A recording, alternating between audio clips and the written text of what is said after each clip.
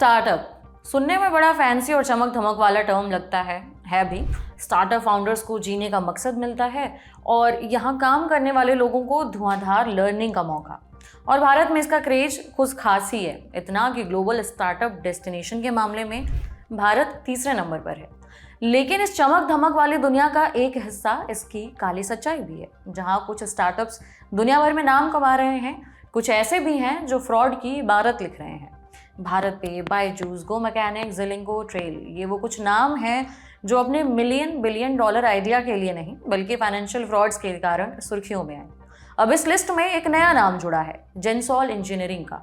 इसके फाउंडर्स पर कंपनी के पैसों से महंगे घर खरीदने और फंड की हेराफेरी करने का आरोप लगा है। सेबी ने कहा है कि फाउंडर्स ने पब्लिक के पैसे ऐसे यूज़ किए जैसे उनकी जेब के पैसे हों। तो आज खर्चा पानी में बात इसी घोटाले की। जानेंगे कि भारत में क्लीन टेक का पोस्टर चाइल्ड रही इस कंपनी में करोड़ों के टाल मटोल की क्या कहानी है।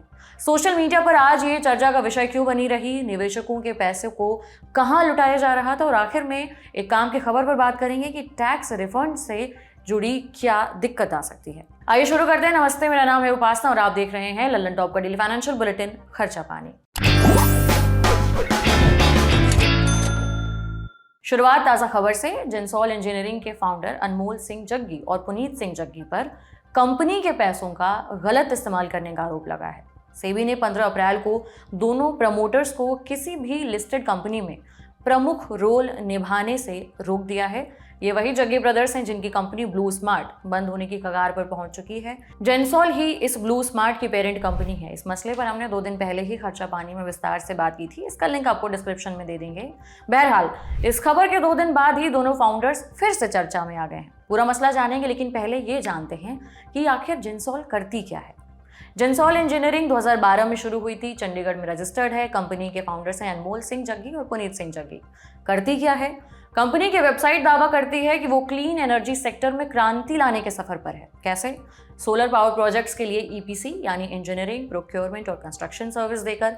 इसके अलावा कंपनी इलेक्ट्रिक व्हीकल बनाती है और उसे किराए पर भी देती है। कंपनी 2019 में बीएससी एसएमई प्लेटफॉर्म पर लिस्ट हुई, फिर 2023 में बीएससी एनएससी के मेन बोर्ड पर भी लिस्ट हुई। आरोपों में घिरी कंपनी की फाइनेंशियल्स की बात करें तो दिसंबर में खत्म हुए 9 महीनों में कंपनी का रेवेन्यू बढ़कर 1053 करोड़ रुपए हो गया, जो 1 साल पहले इसी अवधि में 740.98 करोड़ था, यानी करीबन 741 करोड़। और प्रॉफिट भी करीबन 50 करोड़ से बढ़कर 67.5 करोड़ पर पहुंच गया, यानी कमाई हुई है, ये तो दिख रहा है। कंपनी के पास देश दुनिया से कई बड़े सोलर प्रोजेक्ट्स का कॉन्ट्रैक्ट है। गुड रिटर्न्स के मुताबिक कंपनी को 2023 में देश भर में सोलर पावर प्रोजेक्ट्स बनाने के लिए 501 करोड़ के कॉन्ट्रैक्ट्स मिले थे। वित्त वर्ष 2024 की पहली तिमाही में 277 करोड़ के प्रोजेक्ट्स मिले। दुबई में इसके पास करीबन 102 करोड़ के सोलर ईपीसी प्रोजेक्ट्स हैं। सरकारी कंपनियों से भी अच्छे खासे प्रोजेक्ट्स मिल रखे हैं। एनटीपीसी ने करीबन 897 करोड़ का ऑर्डर दिया था 2024 में। महाराष्ट्र की leading public sector utility company से 780 करोड़ के सोलर पीवी प्रोजेक्ट मिले। बहरहाल, मतलब कुल मिलाजुलाकर ये है आलम कि ऑर्डर बुक तो भरा हुआ है। फिर सवाल उठता है कि पेंच कहाँ फंसा। सेबी को दरअसल जून 2024 में कंपनी के खिलाफ शिकायत मिली थी। बताया गया कि कंपनी में शेयर मैनिपुलेशन चल रहा है, गवर्नेंस में खामी है, फंड डाइवर्जन हो रहा है, फर्जी डॉक्यूमेंट्स का इस्तेमाल किया जा रहा है। शिकायतों के बाद सेबी ने लंबी जांच शुरू की। जांच के नतीजों के बाद सेबी ने दोनों फाउंडर्स के खिलाफ 15 अप्रैल को एक आदेश जारी किया। इनमें से आरोपों के केंद्र में जो सबसे ज्यादा चर्चा का विषय बना है वो है 262 करोड़ रुपए के फंड की हेराफेरी। जेंसॉल ने सरकारी कंपनी इरडा और पावर फाइनेंस कॉर्पोरेशन यानी पीएफसी से करीबन 978 करोड़ का लोन लिया था। इस पैसे से 6400 इलेक्ट्रिक व्हीकल खरीदे जाने थे, जो बाद में उसकी कंपनी ब्लू स्मार्ट को किराए पर दी जानी थी। लेकिन कंपनी ने सिर्फ 4704 गाड़ियां ही खरीदी। इस टोटल रकम में से 262 करोड़ रुपए के आसपास जो फंड है उसका कोई हिसाब किताब ही नहीं मिल रहा। पैसे कहाँ गए, सवाल ये उठ रहा है। सेबी ने आरोप लगाया है कि प्रमोटर्स ने इन पैसों से लग्जरी रेजिडेंशियल प्रोजेक्ट दी कमेलियाज में अपार्टमेंट खरीदे, फॉरेन ट्रैवल किया, गोल्फ इक्विपमेंट, लग्जरी घड़ियां, क्रेडिट कार्ड पेमेंट किया, रिश्तेदारों के खाते में पैसे भेजे। सेबी का आरोप है कि पीएफसी और इरडा से पैसे लेकर गाड़ी खरीदने की बजाय इन पैसों को गो ऑटो प्राइवेट लिमिटेड नाम की कंपनी में डाइवर्ट कर दिया गया। ये कंपनी जेंसोल की ईवी सप्लायर है, यानी उसे इलेक्ट्रॉनिक व्हीकल बना करके बेचती है। उस कंपनी ने यानी गो ऑटो ने पैसे प्रमोटर्स से कनेक्टेड दूसरी कंपनियों में भेज दिए, यानी पैसों की हेराफेरी। आदेश में बताया गया है कि 71 करोड़ 41 लाख के लोन में से 50 करोड़ कैपब्रिज वेंचर्स नाम की कंपनी को भेजे गए, जिसके मालिक जिंसोल के प्रमोटर्स हैं, यानी जग्गी ब्रदर्स हैं। इसमें से 42 करोड़ 94 लाख रुपए डीएलएफ के कमेलियाज अपार्टमेंट खरीदने के लिए ट्रांसफर किए गए। गो ऑटो को 43 करोड़ 69 लाख के लोन में से 40 करोड़ वेलरे सोलर इंडस्ट्रीज में ट्रांसफर करने पड़े, जो अगेन जग्गी से ही कनेक्टेड थी, यानी उनकी ही कंपनी थी। इसके अलावा इस फंड में से 29.5 करोड़ जेंसोल के खाते में गए हैं, 5.6 crore Matrix gas and renewables, 3.9 crore प्रेसेंटो टेक्नोलॉजीज और 50 लाख शेयर खान के खाते में गए हैं। ये सारी कंपनियां जेंसोल से ही कनेक्टेड हैं। कंपनियों में पैसे घुमाने के अलावा प्रमोटर्स ने इन पैसों से अपने निजी शौक भी पूरे किए हैं। करीबन 25 करोड़ 76 लाख अनमोल सिंह जग्गी ने अपने निजी और पारिवारिक कामों के लिए इस्तेमाल किए। करीबन 3 करोड़ पत्नी के खाते में और 6 करोड़ 20 लाख मां के खाते में भेजे।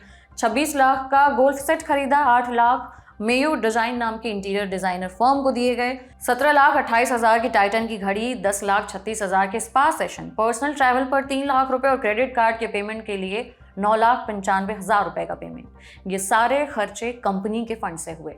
इसके अलावा डॉक्यूमेंट्स के मुताबिक अनमोल के पास 1 करोड़ 86 लाख रुपए की कीमत के यूएई दिरहम भी हैं और 23 लाख आईसीआईसीआई सिक्योरिटीज को भी भेजे गए हैं। एक और दिलचस्प बात जो इन डिटेल्स में सामने निकल करके आई, अशनीर ग्रोवर के नए स्टार्टअप का नाम याद है आपको? Third unicorn. जेंसोल के पास जो फंड आया था गाड़ी खरीदने के लिए, उसमें से 50 लाख अशनीर के स्टार्टअप में भी लगाए गए हैं। 31 मार्च 2024 तक जग्गी के पास थर्ड यूनिकॉर्न में 2000 शेयर थे। सेबी के whole time member Ashwini Bhatia ने इस जांच के संबंध में लिखा, प्रमोटर्स एक लिस्टेड पब्लिक कंपनी को ऐसे चला रहे थे मानो वो कोई प्रोप्राइटरी फर्म हो। ऐसा लग रहा था मानो कंपनी के पैसे नहीं, प्रमोटर्स का गुल्लक है। उनका कहना है कि ये बताता है कि कंपनी में अंदर कंट्रोल नहीं है, जो निवेशकों के हित में नहीं है।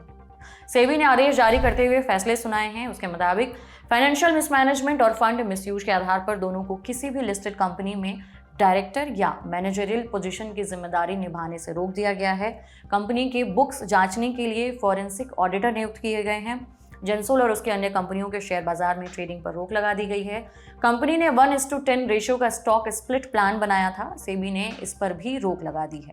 कहा है कि इससे निवेशकों को नुकसान होगा। अगले आदेश आने तक ये फरमान जारी रहेंगे। दिलचस्प बात यह है कि FY20 से लेकर FY25 के बीच प्रमोटर्स की होल्डिंग 70.72% से घटकर 35% पर आ गई है। सेबी ने इस पर भी सवाल उठाए हैं। कंपनी बीते कुछ महीनों से डिस्क्लोजर को लेकर भी सवालिया निशान के घेरे में है। बीते महीने की रेटिंग एजेंसियों केयर रेटिंग्स और इकरा ने इसकी रेटिंग डाउनग्रेड कर दी। इकरा ने कहा है कि कंपनी लोन रीपेमेंट के लिए जो कागज दिखाई है वो फर्जी नजर आ रहे हैं।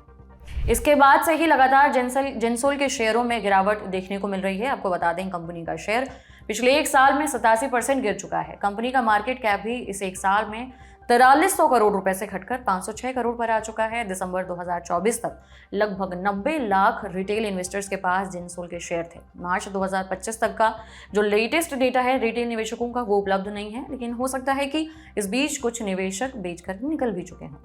16 अप्रैल को नोटिस के बाद कंपनी के शेयरों में लोअर सर्किट लग गया। जेंसोल इंजीनियरिंग के BSE पर शेयर 5% नीचे जाकर 130 रुपए के लेवल पर बंद हुए। NSE पर भी शेयर 5% नीचे 122 रुपए 68 पैसे पर ट्रेड कर रहे थे। बहरहाल सेबी अभी जांच कर रही है। लीगल एक्सपर्ट्स का कहना है कि अगर आरोप साबित होते हैं तो company corporate fraud, money laundering और criminal breach of trust laws जैसे मामलों में नए जांच का सामना कर सकती है। अब एक दूसरी काम की खबर की बात करते हैं। अगर आप बेसब्री से टैक्स रिफंड का इंतजार कर रहे हैं तो ये खबर आपके लिए है, क्योंकि आपको निराशा मिल सकती है। IT विभाग ने एक नोटिस भेजा है टैक्स पेयर्स को, जिसके मुताबिक अगर आप उस नोटिस के दायरे में आते हैं तो आपका रिफंड कम हो सकता है। इनकम टैक्स डिपार्टमेंट से भेजे गए मेल में लिखा गया है, चूंकि आपका इनकम टैक्स रिटर्न असेसमेंट या रीअसेसमेंट के लिए पेंडिंग है, इसलिए जब तक टैक्स अधिकारी उसकी गहराई से जांच पड़ताल नहीं कर लेते उनका टैक्स रिफंड नहीं जारी किया जाएगा। दरअसल सेक्शन 245 इनकम टैक्स डिपार्टमेंट को यह अधिकार देता है कि वो चाहे तो पुराने साल का टैक्स डिमांड मौजूदा साल के टैक्स रिफंड से एडजस्ट कर ले। इस संबंध में कोई सीमा नहीं लगाई गई है। इस बारे में 11 मार्च 2025 को इनकम टैक्स डिप्टी डायरेक्टर की तरफ से नोटिस भेजा गया है। जिन लोगों को इस तरह का नोटिस आया है उन्हें क्या करना चाहिए, इसे समझने के लिए हमने बात की टैक्स एक्सपर्ट विनोद रावल से। और ये कोई नए प्रावधान नहीं है, रिकवरी के प्रावधान तो जब आयकर एक कानून बना था तब से है। लेकिन अक्टूबर 2023 में प्रोसीजर चेंज किया गया और यह कहा गया कि अगर आपका कोई रिफंड सरकार आपको दे रही है और सरकार को आपसे पैसा लेना है तो वो उसको रिकवर कर सकती है। उसके लिए आपको 21 दिन का नोटिस दिया जाता है। आप उस नोटिस के अंदर आप जो है जवाब दे सकते हैं, लेकिन अगर आप जवाब नहीं देते हैं या लापरवाही करते हैं या नोटिस आपका स्पैम फोल्डर में चला गया तो आपके पास चॉइस नहीं बचती है, तो फिर आईटीओ अपने हिसाब से उसको जो है रिकवर करने की पावर रखता है। मान लेते हैं कि गलत कैलकुलेशन की वजह से आपके पास ये नोटिस पहुंचा हो, तो फिर इस तरह के टैक्स नोटिस से कैसे निपटेंगे? तो आप जाइए इनकम टैक्स के पोर्टल पर, पेंडिंग एक्शंस में जाइए और वहां पर जाकर देखिए रिस्पॉन्स अगेंस्ट आउटस्टैंडिंग डिमांड में आपके पास वहां डिमांड्स दिखाई दे जाएंगी आपको। आप उनका एनालिसिस कीजिए, आपकी वो डिमांड क्यों खड़ी है। हो सकता है आपका कोई टीडीएस का क्रेडिट आपको ना मिला हो सकता है आपके असेसमेंट करते वक्त कुछ एडिशन कर दिया हो आप उसकी। तो इन सब चीजों के लिए आप रेक्टिफिकेशन अप्लाई कर सकते हैं। अगर कोई टैक्स देना फिर भी आपको लगता है रह गया तो आप पे भी कर सकते हैं, नहीं तो आप उसको डिसएग्री कर सकते हैं। डिसएग्री करने के बाद आपको उस रेक्टिफिकेशन एप्लीकेशन की कॉपी लगानी होगी, जिससे कि आयकर अधिकारी उसको एनालिसिस कर सके। आयकर अधिकारी के पास टोटल 50 दिन का समय है, जिसमें से वो 21 दिन का समय आपको देता है, बाकी 30 दिन वो काम करता है और नहीं होता है तो फिर वो उसको एडजस्ट कर देता है, फिर आपके रिफंड को उससे एडजस्ट हो जाता है।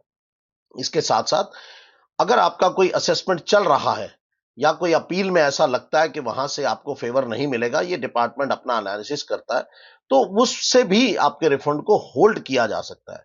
तो होल्ड के लिए भी आपको नोटिस आता है, आप उसका जवाब दे सकते हैं अपने हिसाब से। अगर आयकर अधिकारी को ऐसा लगता है कि आपके उस जवाब से संतुष्ट है, तो आपके लिए वो उसको होल्ड जो है वो हटा भी सकता है। और अगर उसे लगता है कि वो संतुष्ट नहीं है, तो फिर आपको जो है उसका टैक्स जो है पे करना होता है, या आपका होल्ड रहेगा जब तक आपका फैसला नहीं आता है।